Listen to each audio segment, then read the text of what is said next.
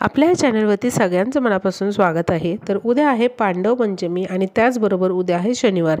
त्यामुळे उद्याची जी तिथी आहे पंचमीची म्हणजेच पांडव पंचमीची ती लक्ष्मी प्राप्तीसाठी अत्यंत महत्त्वाची तिथी आहे। उद्याच्या दिवशी आपण काही खास उपाय करायचे आहेत ज्यामुळे आपल्या घरातली जी काही अलक्ष्मी आहे, जी काही नकारात्मकता आहे ती दूर जाऊन आपल्याला काय करायचं आहे, घरामध्ये लक्ष्मीने वास करावा यासाठी काही खास उपाय करायचे आहे। बघा, प्रत्येक तिथीचं अत्यंत महत्त्व असतं। त्यामुळे ज्या त्या तिथीला ज्या त्या गोष्टी केल्याने अनेक प्रकारचे चांगले प्रभाव आपल्या घरामध्ये पसरतात किंवा पडतात आणि बराच लाभ आपल्याला होतो। तर बघा, उद्या पांडव पंचमी आहे, शनिवार आहे। त्यामुळे उद्या शनिवारच्या दिवशी आपल्याला काय करायचं आहे, आपल्या घराची खूप चांगल्या प्रकारे स्वच्छता करून घ्यायची आहे। जिथे काही धूळ वगैरे असेल तर ती धूळ आपल्याला स्वच्छ करून घ्यायची आहे। जे काही शोकेस वगैरे आहेत ते स्वच्छ करून घ्यायचे आहेत आणि अशा प्रकारे आपल्याला उद्या आपल्या घराची स्वच्छता करायची आहे। दर शनिवारी तुम्ही घराची तुमची स्वच्छता करू शकता। त्याचबरोबर जे काही दरवाजे आहेत ज्यातून आवाज येत आहे तर त्या दरवाजामध्ये तेल घालून ते दरवाजे आहेत ते व्यवस्थित करायचे आहे किंवा कड्या बिजागऱ्या असतात त्यामध्ये तेल घालून ते अगदी व्यवस्थित करून घ्यायचं आहे। कारण वाजणाऱ्या दरवाजांमधून निगेटिव्हिटी आपल्या घरामध्ये पसरत असते। त्याचबरोबर जे काही भंगार आहे किंवा रद्दी आहे ते पण तुम्हाला घराबाहेर काढायचं आहे। शनिवारी ही तुम्ही कामं करू शकता। उद्याच्या शनिवारी देखील तुम्ही ही कामं करू शकता। त्याचबरोबर आपल्याला काय करायचं आहे बघा, तर पंचगव्य जे असतं तर ते पंचगव्य थोडंसं अंघोळीच्या पाण्यामध्ये घेऊन तुम्हाला या पंचगव्याने स्नान करायचे आहे। अगदी चिमूटभर तुम्ही हे पंचगव्य प्रत्येकाच्या स्नान करण्याच्या अंघोळीच्या पाण्यामध्ये टाका आणि तुम्ही दर शनिवारी हा उपाय करू शकता। असं केल्याने आपले जे काही नजरदोष आहेत किंवा ज्या वाईट शक्ती आहेत त्या दूर जातात आणि आपल्या घरामध्ये आपल्या स्वतःमध्ये एक सकारात्मकता तयार होते। जर पंचगव्य नसेल तुमच्याकडे तर गोमूत्राची छोटी बॉटल तुम्ही आणून ठेवा आणि थेंब किंवा 2 थेंब असं प्रत्येकाच्या अंघोळीच्या पाण्यामध्ये हे गोमूत्र तुम्ही दर शनिवारी घालायचं आहे आणि अशा पाण्याने स्नान करत चला। असं करण्याने देखील घरामध्ये कुठलीच नकारात्मक शक्ती टिकत नाही आणि नेहमी सकारात्मक शक्ती आपल्या घरामध्ये राहते। आता बघा, उद्या पांडव पंचमी आहे त्यामुळे उद्या आपल्याला लक्ष्मी मातेचं पूजन करायचं आहे। लक्ष्मीची मूर्ती तुमच्याकडे असेल तर त्या मूर्तीला उद्या पंचामृताने किंवा दुधाने पाण्याने स्वच्छ स्नान घालून घ्यायचं आहे आणि त्या मूर्तीचं पूजन करायचं आहे। लक्ष्मीची जी मूर्ती आहे तिला लाल गुलाबाचं फूल उद्या आपल्याला अर्पण करायचं आहे। लक्ष्मीनारायणाचा फोटो जर तुमच्याकडे असेल तर अवश्य त्या फोटोची पूजा करा आणि त्या फोटोला पिवळी फुलं, लक्ष्मी मातेला लाल फुलं आपल्याला वाहायची आहे। त्याचबरोबर उद्या आपल्याला लक्ष्मी अष्टकमचा पण पाठ करायचा आहे, म्हणजे लक्ष्मी अष्टकम तुम्हाला म्हणायचं आहे। येत नसेल तर तुम्ही यूट्यूबवर लावून देऊ शकता आणि संध्याकाळी तुम्हाला बघा 5 कणकेचे दिवे बनवायचे आहेत आणि हे 5 दिवे तुम्हाला तुमच्या देवघरामध्ये प्रज्वलित करायचे आहेत। आणि तुम्हाला काय करायचं आहे, या प्रत्येक दिव्यामध्ये एक एक लवंग टाकायचे आहे आणि लक्ष्मी मातेला तुम्हाला काय करायचं आहे, प्रार्थना करायची आहे की माझ्या घरामध्ये तुम्ही नेहमी वास करा। त्याचबरोबर तुम्हाला काय करायचं आहे, आता उद्या पांडव पंचमी असल्यामुळे उद्या आपल्याला तुळशीसमोर सकाळी आणि संध्याकाळी देखील गाईच्या तुपाचा दिवा लावायचा आहे। सकाळी जरी लावणं जमलं नाही तर संध्याकाळी तुम्ही गाईच्या तुपाचा दिवा अवश्य प्रज्वलित करा। तूप नसेल तर तेलाचा तरी करा, पण उद्या आपल्याला तुळशीची विशेष सेवा करायची आहे। आणि त्याचबरोबर आपल्याला तुळशीला एक गोष्ट अर्पण करायची आहे ते म्हणजे उसाचा रस। उसाचा रस पंचमी या तिथीला जर तुम्ही तुळशीला अर्पण केला तर त्याचे तुम्हाला खूप चांगले प्रभाव बघायला मिळतील।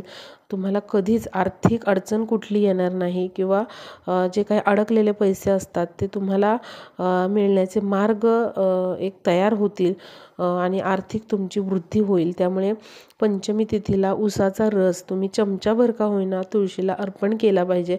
आता समजा उसाचा रस तुम्हाला मिळाला नाही तर काय करायचं, तर पाणी घ्यायचं आणि पाण्यामध्ये काय करायचा, थोडासा गूळ घालून ते पाणी कोमट करून घ्यायचं, पूर्णपणे विरघळू द्यायचा गूळ आणि चमचाभर हे पाणी तुम्ही तुळशीला उद्या अर्पण करायचं आहे। याने देखील तुम्हाला विशेष फायदे किंवा लाभ होतात, कारण उद्याची जी पंचमी आहे ती पांडव पंचमी आहे. अत्यंत या पंचमीला महत्त्व असतं, लाभ पंचमी असं देखील म्हणतात. त्यामुळे तुळशी मातेला या वस्तू जर तुम्ही ही वस्तू जर अर्पण कराल तर तुम्हाला कुठल्याच प्रकारचं आर्थिक संकट येणार नाही किंवा अडचणी तर मुळीच येणार नाही आणि दिवसेंदिवस तुमची प्रगती होईल. आता बघा, उद्या पांडव पंचमी आहे आणि शनिवार आहे. त्यामुळे उद्या काय करायचं आहे, आपल्याला एक छोटंसं हवन करायचं आहे. कारण हे हवन जर तुम्ही दर शनिवारी केलं किंवा ज्या कोणत्या शनिवारी तुम्हाला वेळ आहे, तुम्ही फ्री आहात त्या दिवशी, त्या शनिवारी तरी तुम्हाला हे हवन करायचंच आहे. आणि उद्या पांडव पंचमी आहे, त्यामुळे आपल्याला हे हवन केल्यामुळे आपल्या घरातून अलक्ष्मी बाहेर जाते आणि लक्ष्मी माता घरामध्ये प्रवेश करते. कारण असं हवन केल्यामुळे घरातली अनेक प्रकारची नकारात्मक शक्ती जी आहे, वाईट शक्ती ज्या आहेत त्या दूर जातात. हा जो धूर आपण घरात करतो, या धुरामुळे आपल्या घरामध्ये या शक्ती टिकाव धरू शकत नाही आणि त्या बाहेर जातात, नष्ट होतात आणि आपल्या घरामध्ये लक्ष्मी मातेचा वास सतत राहतो. त्यामुळे आपल्याला हे हवन जे आहे ते अवश्य उद्या करायचं आहे.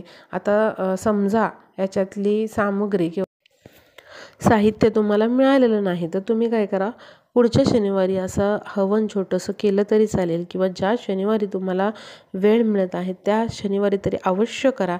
पण शक्यतो प्रयत्न करा की उद्या याच्यातलं साहित्य जमवण्याचा, कारण पांडव पंचमीचा योग आहे. लक्ष्मी प्राप्तीसाठी हा दिवस अत्यंत महत्त्वाचा आहे आणि त्याचबरोबर उद्या शनिवार पण आहे. त्यामुळे अवश्य तुम्ही असं हवन, छोटंसं हवन करा. तर यासाठी आपल्याला शेणाच्या गौऱ्या लागणार आहेत किंवा आपण शेणी म्हणतो, तर त्या लागणार आहेत. आता अशा शेणी किंवा गोवऱ्या तुम्ही काय करा, 1-2 आणून ठेवा घरामध्ये आणि दर शनिवारी तुम्ही अशा प्रकारचं छोटंसं हवन करत चला. बघा, घरामध्ये जर अनेक अडचणी जर येत असतील, प्रत्येक गोष्टीमध्ये तुमच्या अडचणी, अडथळे निर्माण होत असतील, घरातल्या प्रत्येक सदस्याला जर त्रास होत असेल, आजारपणाचा म्हणा, आर्थिक काहीतरी हानी होती आहे किंवा लॉस होतो, व्यवसाय चालत नाही आहे, काहीतरी प्रॉब्लेम होत आहेत, वादविवाद, भांडणं सतत होत आहेत, तर असं हवन तुम्ही दर शनिवारी केलं तरी काही हरकत नाही. तर आपल्याला काय करायचं आहे, असे तुम्ही शेणी आणून ठेवा, 1-2 अशा गोवऱ्या आणून ठेवा आणि त्यातलं एक छोटंसं शेणी जी आहे ती घ्यायची आहे. तुकडा घेतला तरी चालेल. एखाद्या तांब्याच्या भांड्यामध्ये किंवा स्टीलच्या भांड्यामध्ये किंवा हवनकुंड तुमच्याकडे जर असेल तर अवश्य ते कुंड घ्या किंवा कोणतंही भांडं तुम्ही घेऊ शकता. थोडीशी खाली माती टाकायची, त्यावरती शेणाची छोटीशी गौरी ठेवायची आणि जर समिधा तुमच्याकडे असतील तर समिधा टाका, नसतील तर ज्या नारळाच्या शेंड्या असतात त्या टाका तुम्ही. आणि त्यानंतर काय करायचं, कापूर ठेवायचा आणि देवघरातल्या दिव्याने हा जो कापूर आहे तो प्रज्वलित करायचा आणि तो हवन जो आहे तो प्रज्वलित करायचा. देवघरातल्या दिव्याने तुम्हाला हा प्रज्वलित करायचा आहे. यासाठी तुम्ही भीमसेनी कापूर शक्यतो वापरा, नसेल तर साधा कापूर वापरला तरी चालेल. त्यानंतर तुम्हाला काय करायचं आहे, 5 लवंगा घ्यायच्या, चांगल्या लवंगा घ्या. त्या लवंगांचं कुठे फूल तुटलेलं नसावं किंवा कुठेच त्या तुटलेल्या नसाव्या. तर 5 तुम्हाला लवंगा घ्यायच्या आहेत ज्या मसाल्यामध्ये आपण वापरतो आणि 1 लवंग घ्यायची तुम्हाला. आणि तुम्हाला काय करायचं आहे, नवारणव मंत्र म्हणायचा आहे, ओम ऐं ह्रीं क्लीं चामुंडाय विचे असं म्हणायचं.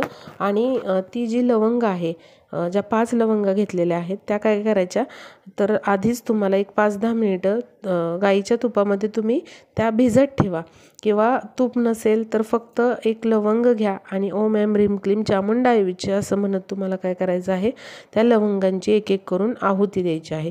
त्या हवनामध्ये किंवा त्या अग्नीमध्ये तुम्हाला 1 लवंग टाकायचे आहे आणि प्रत्येक लवंग टाकताना ओम ऐं ह्रीं क्लीं चामुंडाय विचे स्वाहा असं म्हणायचं आहे तुम्हाला. आणि स्वाहा म्हणताना तुम्हाला ती लवंग त्या अग्नीत टाकायची आहे. तर असं 5 वेळा तुम्ही हा मंत्र म्हणणार आणि ती लवंग जी आहे ती तुम्ही त्या अग्नीत टाकणार। त्यानंतर तुम्हाला 5 काळे मिरे घ्यायचेत आणि घरातल्या प्रत्येक सदस्यावरून ते तुम्हाला उतरवायचेत, म्हणजे डोक्यापासून ते पायापर्यंत तुम्हाला ते उतरवायचेत आणि जी काही करणी बाधा नजरबाधा झालेली आहे ती दूर जावे, वाईट शक्तींचा नाश व्हावो असं तुम्हाला प्रत्येक वेळी म्हणायचं आहे। अगदी लहान बाळं असतील, मोठी माणसं असतील, त्यांच्या प्रत्येकाच्या डोक्यावरून पायापर्यंत तुम्हाला उतरवायचं आहे, स्वतःच्या पण डोक्यावरून पायापर्यंत उतरवायचं आहे।